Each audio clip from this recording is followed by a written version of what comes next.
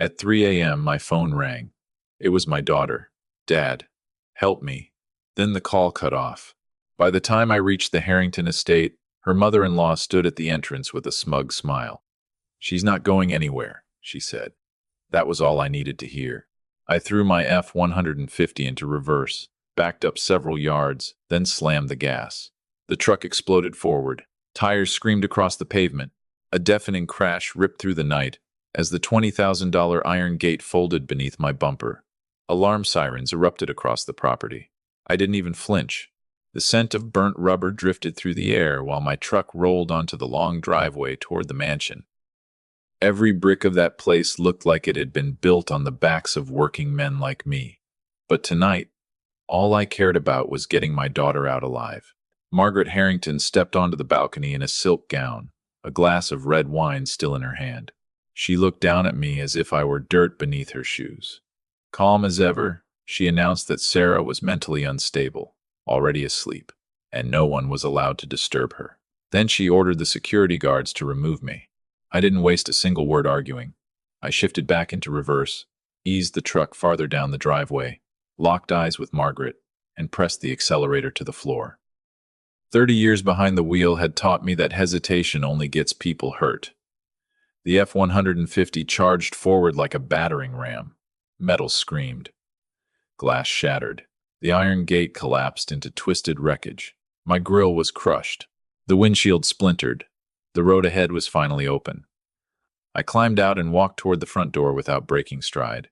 The security guards took one look at my calloused hands and stepped aside without saying a word. The butler tried to block my path. I shoved him aside and headed straight upstairs. Every instinct told me exactly where to go. I kicked open the master bathroom door. Sarah was lying on the cold marble floor. Her body trembled uncontrollably. Her face had lost every trace of color. Her eyes stared into nothing. An empty syringe rested beside her hand.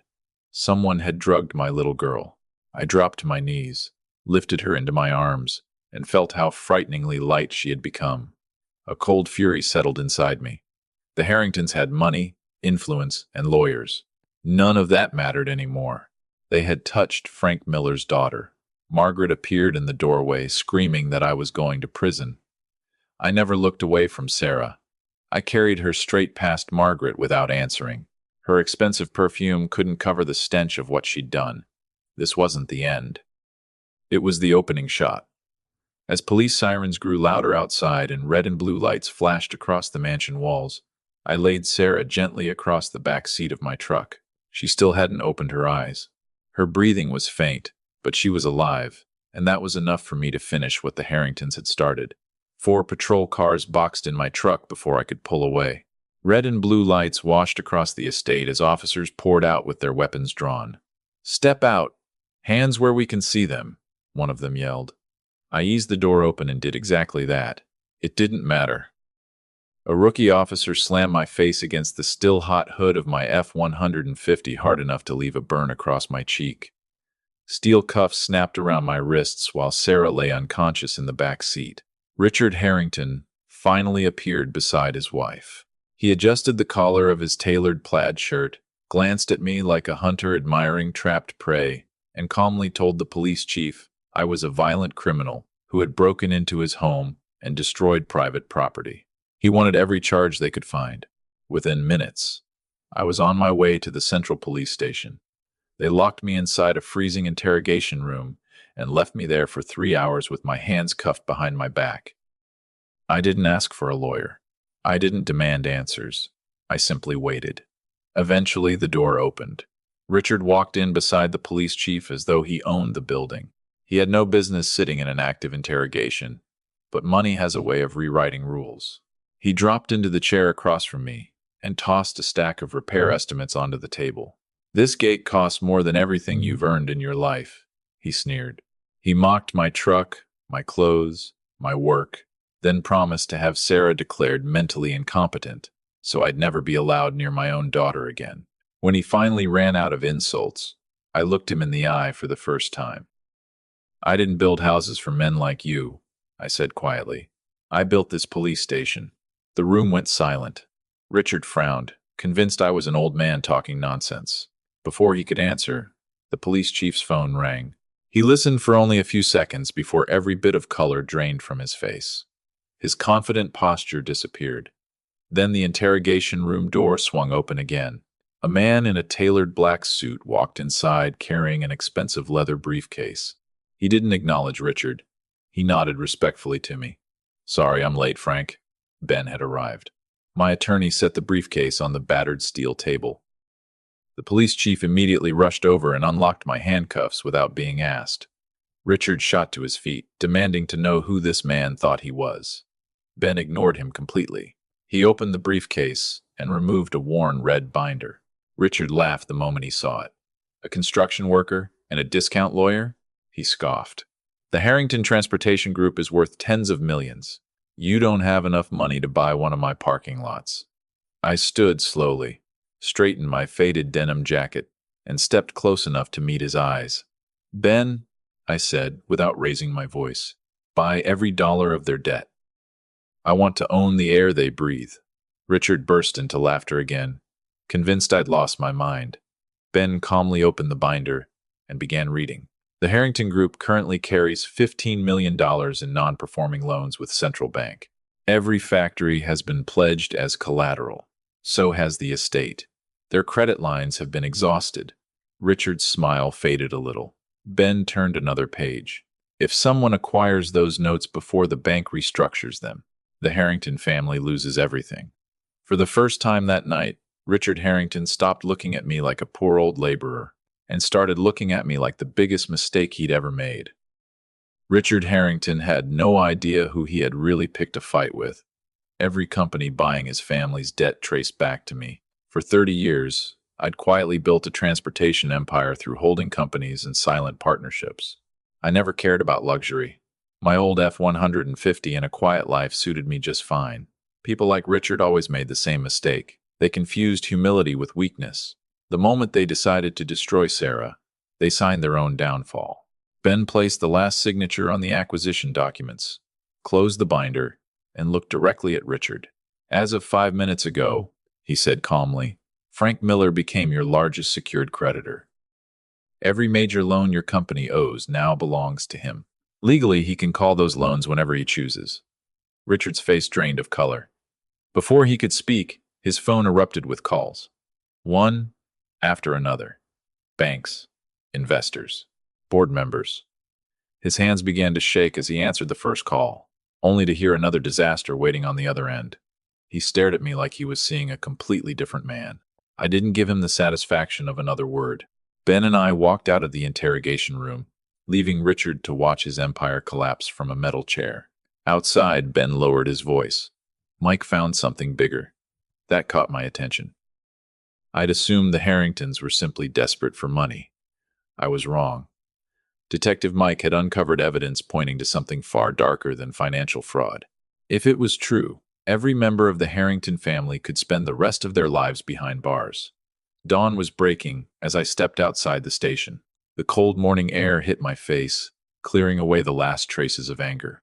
Mike was already waiting beside my truck with a thick case file tucked under one arm. The moment we climbed inside, he opened it across the center console. "The Harringtons are broke," he said. "Completely broke." Their transportation company had been bleeding money for years.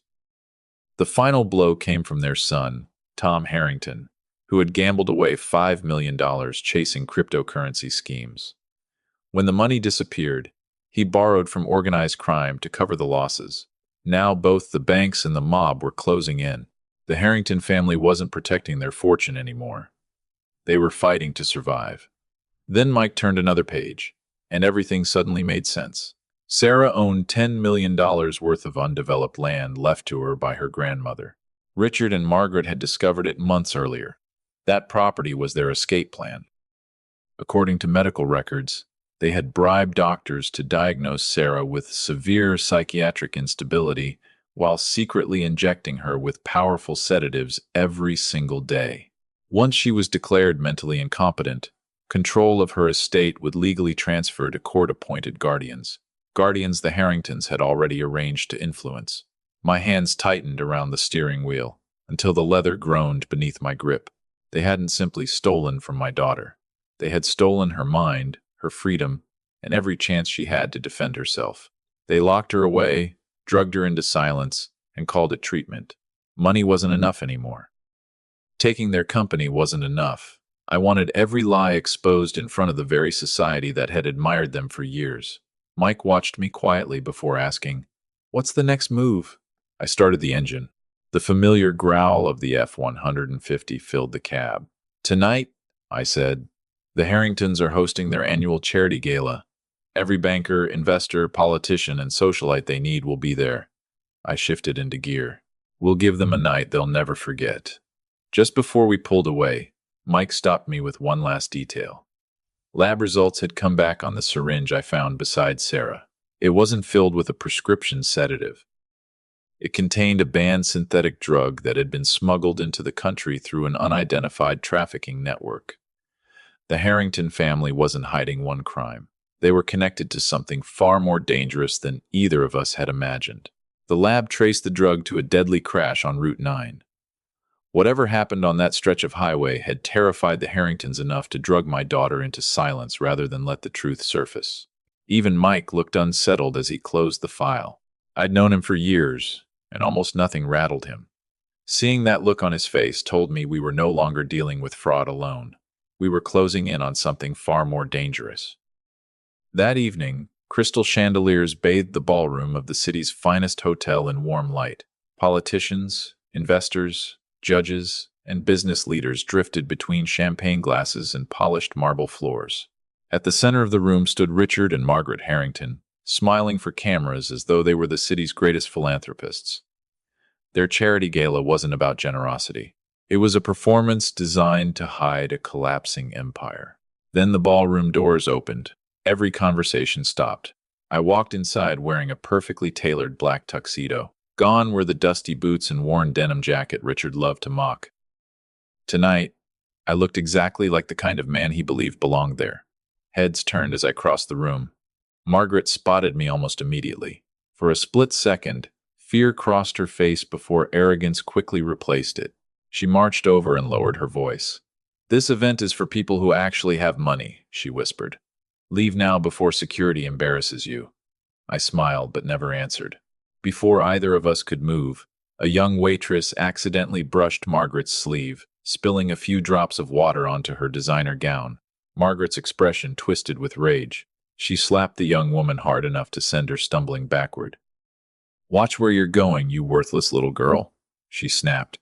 The waitress fought back tears, apologizing over and over. Around us, dozens of wealthy guests watched in uncomfortable silence.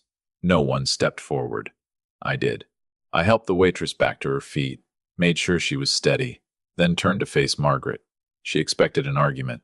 I gave her something much worse. Moments later, the charity auction began. The headline item was the legendary Harrington sapphire, a family heirloom Richard proudly claimed had been passed down for generations. In reality, they were selling it because they desperately needed cash. Richard opened the bidding at $100,000. The room stayed silent. Bankruptcy rumors had already scared away most serious buyers. I raised my paddle. 200,000. Every head turned toward me. Richard's smile disappeared. Another bidder cautiously answered with 300,000. 400,000, I said without hesitation. The room fell completely silent. The auctioneer looked around, waited for another bid, then brought down the hammer. The sapphire was mine. As polite applause echoed through the ballroom, I walked onto the stage, accepted the velvet box, and stepped back down. Instead of returning to my seat, I crossed the room to the waitress Margaret had humiliated. Her eyes widened as I placed the sapphire gently into her hands. Then I spoke loudly enough for every guest to hear. No one should ever be treated as less because they earn an honest living. Consider this compensation for the dignity someone else tried to steal from you. The ballroom fell into stunned silence. Margaret looked as though all the blood had drained from her body. Richard stood frozen, while whispers spread through the crowd faster than any speech he could give. Their carefully crafted image had cracked in front of the very people whose respect they depended on. Without another word, I turned toward the exit. Halfway across the lot, my phone vibrated. It was Mike. I opened the message, and my stomach tightened instantly. Sarah was gone, Someone had quietly transferred her out of the city hospital and into St. Jude's Private Psychiatric Center, a secluded facility with a reputation for keeping patients out of public view. I stared at the screen for several long seconds. They weren't just trying to control my daughter's fortune anymore. They were trying to erase the only witness who could expose whatever had happened on Route 9. A second notification appeared before I could start the engine. This one contained a photograph. Sarah was being wheeled through a secured hallway less than an hour earlier. Her eyes were barely open. Leather restraints bound her wrists to the chair. Walking beside her was Tom Harrington. I stared at the image longer than I should have. According to every financial report we'd uncovered, Tom was supposed to be hiding from loan sharks and organized crime. Yet there he was, calmly escorting my daughter into a private psychiatric facility. That changed everything. Tom wasn't running from anyone. He was guarding something worth risking his own life to protect. Whatever happened on Route 9 had become bigger than bankruptcy, bigger than stolen property, and bigger than my family's fight with the Harringtons. They were willing to sacrifice Sarah just to keep that secret buried. I turned the truck toward St. Jude's Private Psychiatric Center, a secluded institution hidden deep inside a dense pine forest. Massive concrete walls surrounded the property. Razor wire stretched across the perimeter. It looked less like a hospital than a prison designed to disappear people. The Harringtons believed enough money could lock my daughter away where no one would ever find her. They underestimated me again. I didn't arrive with armed guards or private security. I arrived with search warrants, government authority, and the quiet power that money can't easily buy legal influence. 4 state vehicles pulled in behind my truck carrying fire inspectors, health department investigators, and licensing officials. Before leaving the police station, Ben had activated every contact listed inside the red binder. Street. Jude suddenly found itself facing an unannounced multi-agency inspection. The front gates rolled open, whether the administrators liked it or not. Dr. Evans hurried outside, forcing a nervous smile that never reached his eyes. He buried us under policy, confidentiality laws, and patient privacy regulations, insisting Sarah was receiving specialized treatment and couldn't be disturbed. I stepped close enough that he had to meet my eyes. "Today," I said calmly, "your facility is under official investigation. I'm taking my daughter home." The inspectors immediately spread through the building. It didn't take long before violations started piling up: expired licenses, missing records, unsecured medications, broken fire systems, illegal restraint procedures. With every new discovery, Dr. Evans looked older. He realized protecting the Harringtons would cost him everything he'd spent his career building. His trembling hand finally reached into his pocket and produced the key to room 304. I unlocked the door myself. The room was almost completely dark. The sharp smell of bleach hung in the stale air. Sarah sat chained loosely to the side of a hospital bed, her body so thin it barely filled the oversized gown she was wearing. Her head remained lowered until she heard my footsteps. When she finally looked up and recognized me, she instinctively pulled back as though expecting another injection. That broke something inside me. I knelt beside her without saying a word, unlocked the restraint around her wrist, and gently lifted her into my arms. She weighed almost nothing. Every bruise, every needle mark, every frightened glance silently listed the crimes committed against her. My anger no longer burned. It had become something colder and far more dangerous. I carried Sarah through the hallway while investigators photographed every restraint, every medical chart, and every room inside the facility. Neither Dr. Evans nor the security staff dared stand in my way. Outside, I laid Sarah carefully across the back seat of my F-150 and wrapped a blanket around her shoulders before pulling away from St. Jude's for good. Several miles later, Sarah's breathing steadied. The drugs were finally beginning to lose their grip. She slowly opened her eyes, reached weakly for my jacket sleeve, and whispered my name. Tears rolled down her face before the words finally came. Dad. Tom didn't just cause the crash. I pulled onto the shoulder and turned toward her. She struggled to catch her breath. After the accident, the driver was still alive. My heart stopped. Sarah closed her eyes, fighting through the memories. Tom wasn't alone. I watched them drag him off the road while he was still breathing, and then they left him there to die. In that moment, the Route 9 accident stopped being a tragic crash. It became a murder. Sarah's entire body shook as the memory caught up with her. She buried her face against my chest and sobbed so hard she could barely breathe. I eased the truck onto the shoulder and shut off the engine. The silence inside the cab felt heavier than any conversation. There was still one question I needed answered. I brushed a strand of hair from her face and spoke as gently as I could. Who was with Tom that night? Sarah stared at the dashboard, her lips trembling. For several long seconds, no words came. Then she whispered a single name. The blood drained from my face. It wasn't a criminal. It wasn't some hired thug. It was someone the entire city admired, a man praised for integrity, charity, and public service. If Sarah was telling the truth, that respected public figure had helped cover up the murder of a man who was still alive. I drove without saying another word until I reached an abandoned dirt road beneath an old bridge. Hidden from traffic, I switched off the headlights. Darkness swallowed the truck. I climbed into the back seat beside Sarah and wrapped both hands around hers. They were freezing. "You're safe now," I told her. "No one is ever going to hurt you again." She closed her eyes, drew a shaky breath, and finally began telling me everything. It had happened 6 months earlier, during a violent rainstorm on Route 9.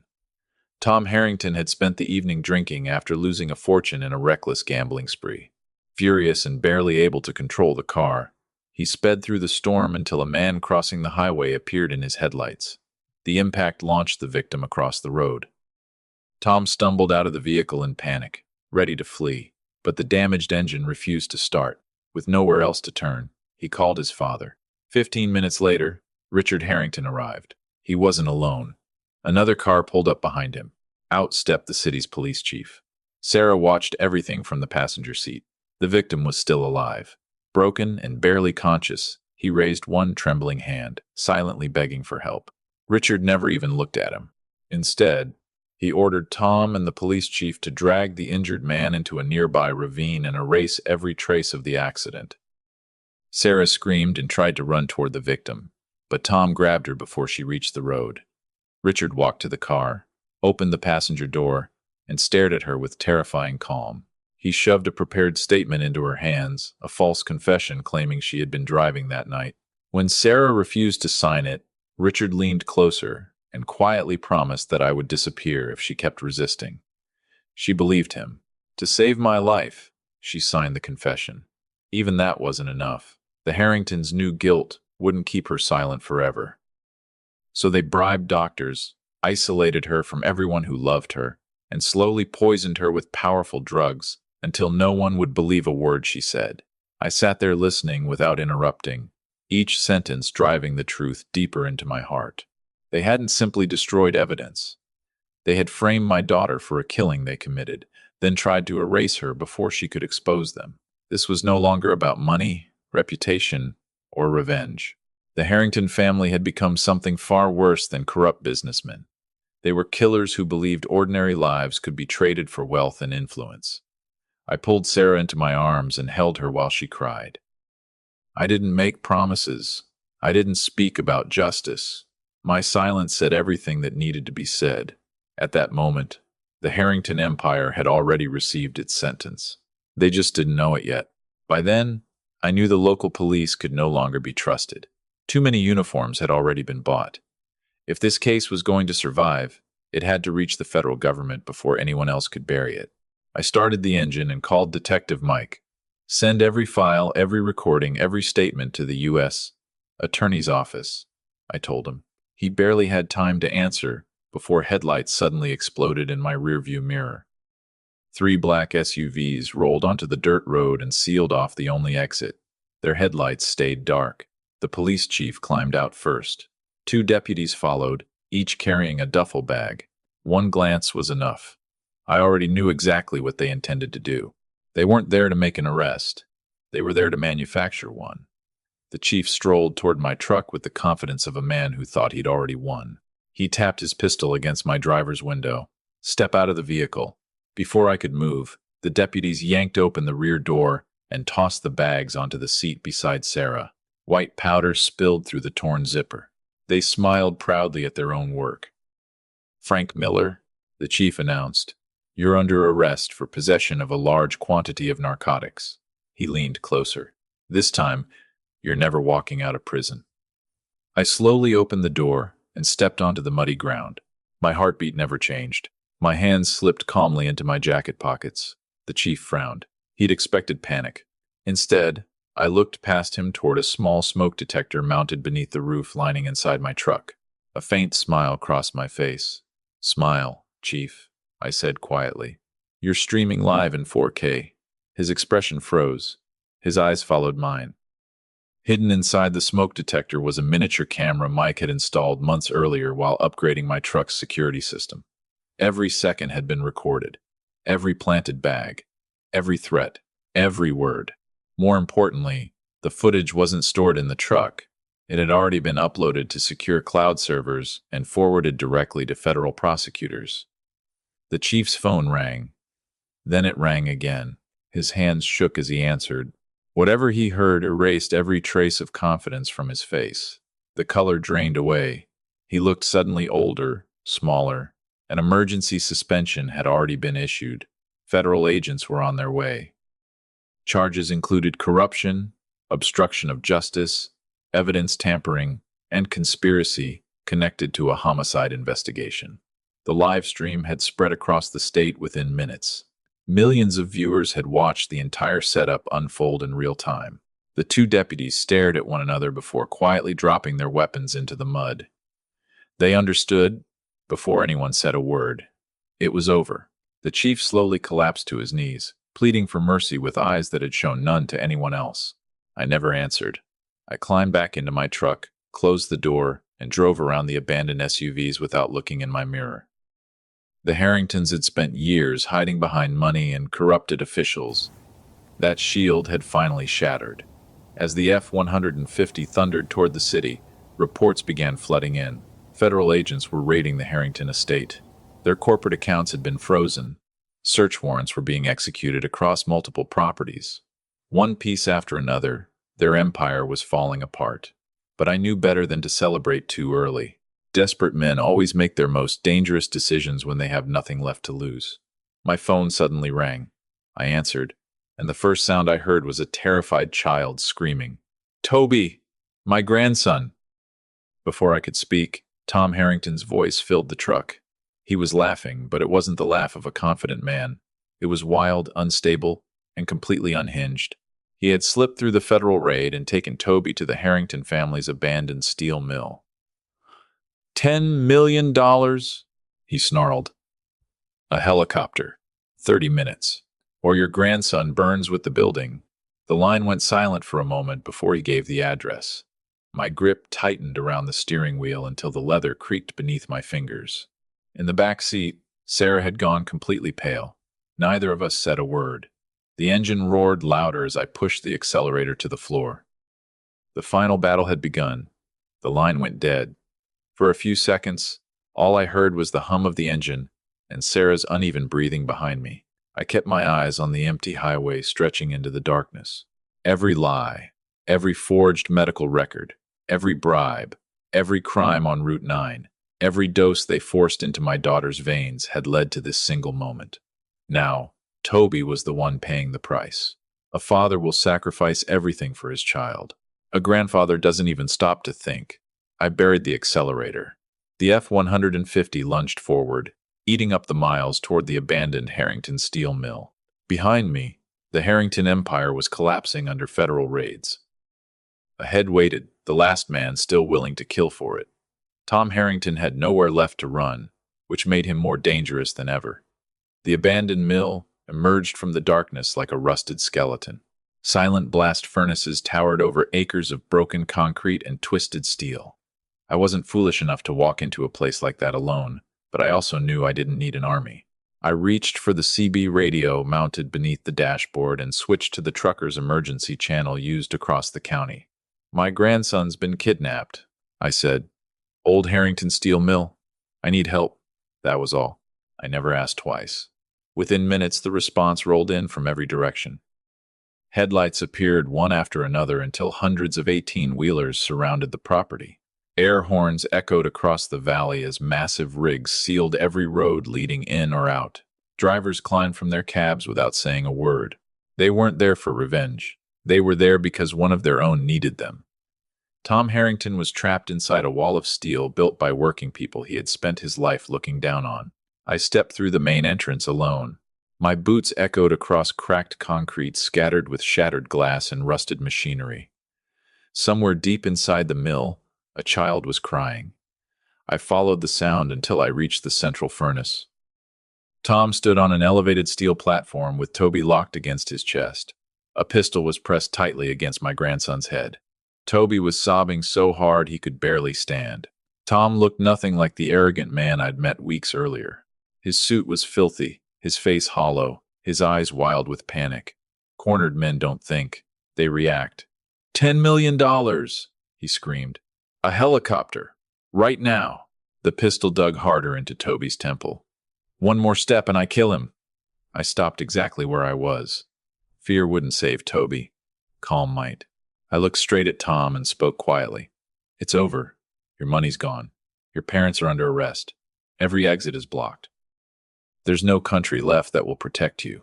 Tom's breathing became ragged. He screamed curses that barely sounded like words. His finger tightened against the trigger. I saw the decision form in his eyes before he even made it. He wasn't negotiating anymore. He was about to kill my grandson. My body moved before my mind could catch up. I threw myself forward just as the gun fired. The shot echoed through the empty mill, like an explosion. Fire tore through my left shoulder as the bullet slammed into me. Warm blood soaked my jacket almost instantly. I never hit the ground. My right arm wrapped around Toby and pulled him behind me before Tom could fire again.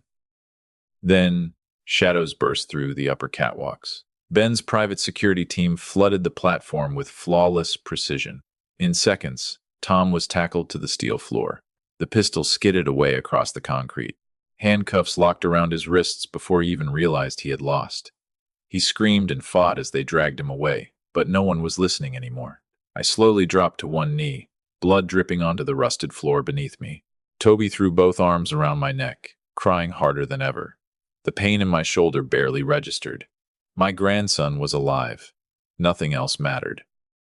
As federal agents poured into the mill and led Tom away in chains, I realized the Harrington family's war against my family had finally reached its end. As federal agents dragged Tom across the factory floor, he suddenly laughed. It wasn't loud or hysterical. It was the quiet laugh of a man who believed he still held one final card. He leaned toward me just enough to whisper, "You're too late." His smile widened despite the handcuffs digging into his wrists. Richard had escaped before the raids closed in.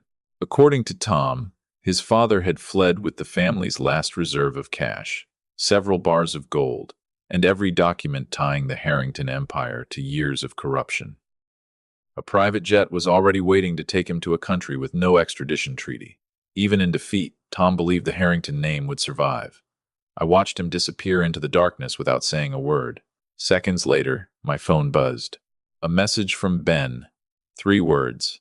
We found him. Attached was a photograph taken only moments earlier. Richard Harrington stood alone on the tarmac of a private airfield. A black suitcase was handcuffed to his wrist.